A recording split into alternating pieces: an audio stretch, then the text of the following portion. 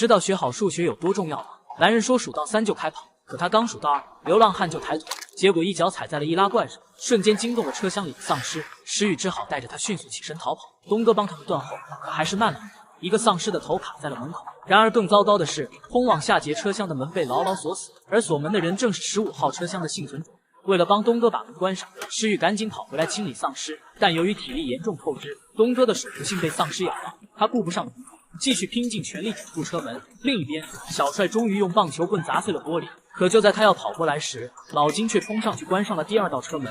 小帅的手被夹在了门口，几个男人见状也冲了上来，纷纷加入到老金的行列。门外的老人绝望地看着眼前的一切，小安也害怕地哭了起来。此时东哥这边的车门已经出现了裂纹，他知道自己撑不了多久。东哥让石宇快点离开这里，并请求他照顾好秀琴。身后的秀琴早已经泣不成声，石宇也终于说出了那句迟来的道歉。他拉着秀琴向后撤离。此时东哥大喊出一个名字：윤서야 우리 딸 이름 상원이야 알았지?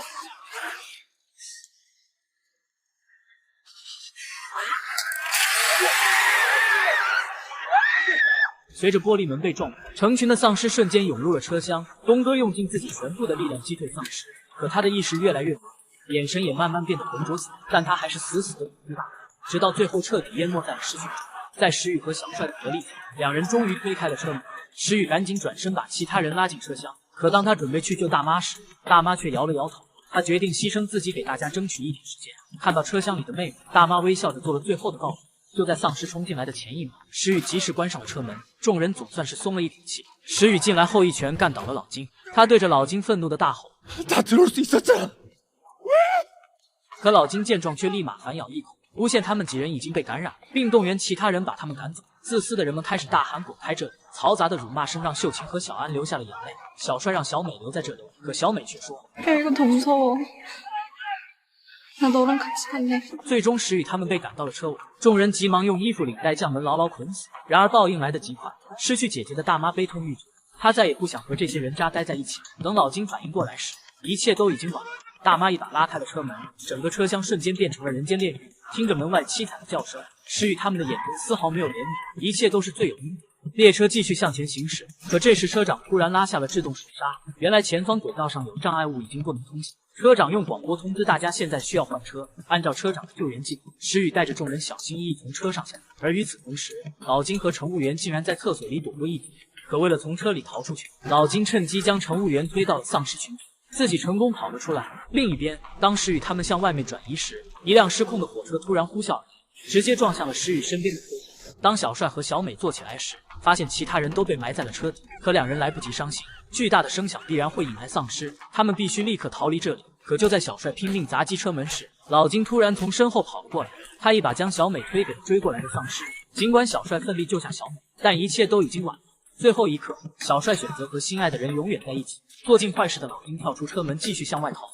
他看到车长已经找到了一列新车，于是急忙跑了过去，可慌乱中脚被绊倒，摔到了地上。车长见状赶忙下车去救他，没想到老金故技重施，把善良的车长也推给了丧尸。连麦3人后，老金顺利逃到了火车上。另一边，石宇等人并没有死，他们被困在了车厢夹缝中，但车厢被丧尸压着，正在不断的下沉。石宇急忙寻找逃生的通道，他成功找到了一个地下出口，可还没等秀琴他们出来，车厢的玻璃突然碎裂，几只丧尸从车里掉了下来。危急关头，流浪汉毫不犹豫地冲了上去，他用身体死死地挡住了丧尸，为秀琴和小安争取了逃生时间。成功获救后，石宇和秀琴拼命向行驶的火车狂奔，无数丧尸从车站里蜂拥而出，紧紧地跟在他们身后。好在火车刚刚起步，速度并不快，3人顺利爬到了车上，可跟过来的丧尸也抓住了车尾，接着一个叠着一个拖在火车后，这让火车的行驶速度越来越慢。石宇赶紧用脚去清理丧尸，险些被一只爬过来的丧尸扑倒。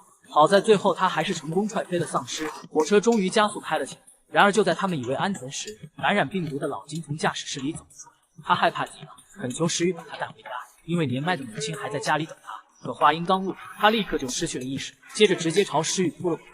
秀琴本想上前帮忙，没想到老金转身向他扑了过去。眼看秀琴和小安陷入危险，石宇只好用手堵住老金的嘴巴，然后用一根铁链绑在自己的腰上，看准时机成功把老金锁到了车厢。看着手上的伤口，石宇知道自己的时间不多了，他赶紧把秀琴和小安带到驾驶室，教他们如何刹车，并嘱咐秀琴一定要把小安带到釜山。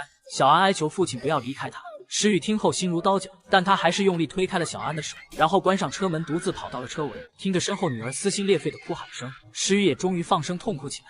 短暂的悲伤过后，他的意识慢慢变得模糊，脑海里开始回忆起小安刚出生时的画面。那一刻的他多么幸福啊！随着脸上的笑容渐渐凝固，在生命的最后一刻，石宇用仅存的意识从车上跳了下去。火车穿过田野，继续向前行驶，在一个堆满路障的隧道口停了下来。秀琴和小安走下火车，他们相互搀扶着走进隧道里，前方一片漆黑，他们不知道接下来会发生什么。而此时隧道的另一边，一名士兵正在远处向洞口瞄准，很快他就发现了2个人影。可隧道里的光线太暗了，根本无法辨认是丧尸还是人类。为了确保安全，上级下达了立即击毙的命令。当士兵马上就要扣动扳机时，洞里突然传来了孩子的歌声。这首歌是小安学了很长时间，准备唱给父亲听的，可直到最后也没能如愿。而此刻，这首歌却像一道无形的光，照亮了漆黑的洞穴。当士兵们得知是幸存者后，立刻冲了过去。也许这是石宇留给女儿最后的礼物吧。